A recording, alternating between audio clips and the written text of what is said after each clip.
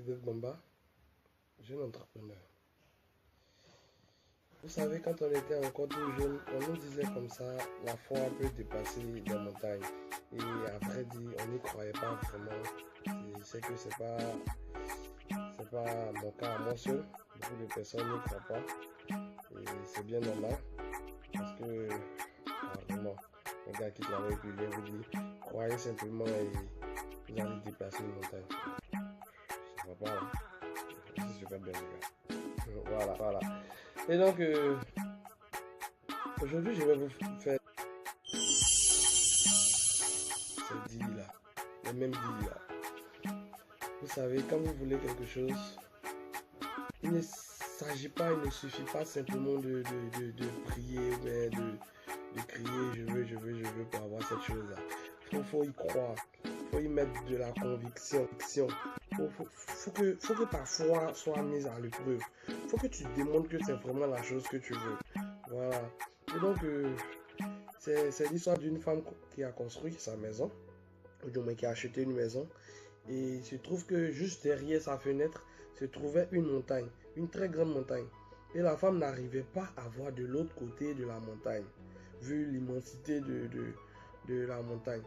Et donc, elle se rend à l'église et elle apprend comme ça que la foi peut déplacer des montagnes. Ok.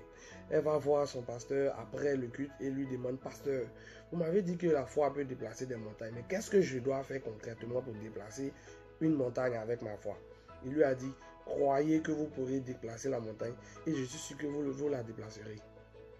La femme arriva chez elle et se mit à genoux, commença à prier.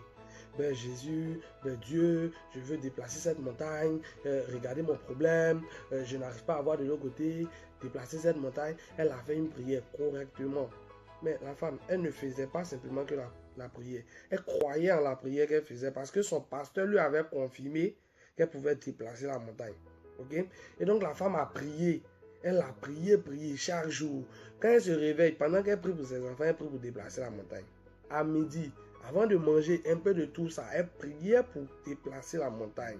Voici l'exemple d'une personne qui connaît ce qu'est la foi, qui sait réellement ce qu'elle veut. Et donc, dans tous ces sujets de prière, elle mettait sa montagne dedans. Et elle croyait fortement que sa prière allait déplacer cette montagne. Mais tenez-vous bien, la montagne n'a pas été déplacée en 2 jours. Ok? Après 5 ans de prière acharnée pour déplacer sa montagne, elle se rend compte que des travaux sont en train d'être faits juste à côté. Quand elle est allée prendre des renseignements, on lui a dit qu'il y a une voie qui doit passer là. Et donc, on a besoin de casser cette montagne et la déplacer. Ok? Quand je dis la déplacer, casser la montagne et puis la transformer en une route plate.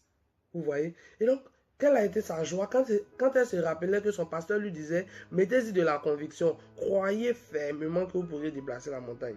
Ok? 2 semaines, 2 mois, 6 mois plus tard, la route passa là. Ok? Et on bituma la voie après 1 an, la montagne fut déplacée.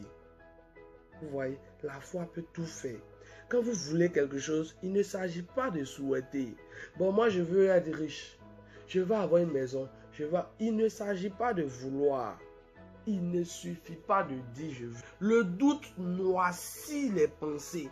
Si vous mettez un peu de doute dans ce que vous faites, vous allez échouer. Ok?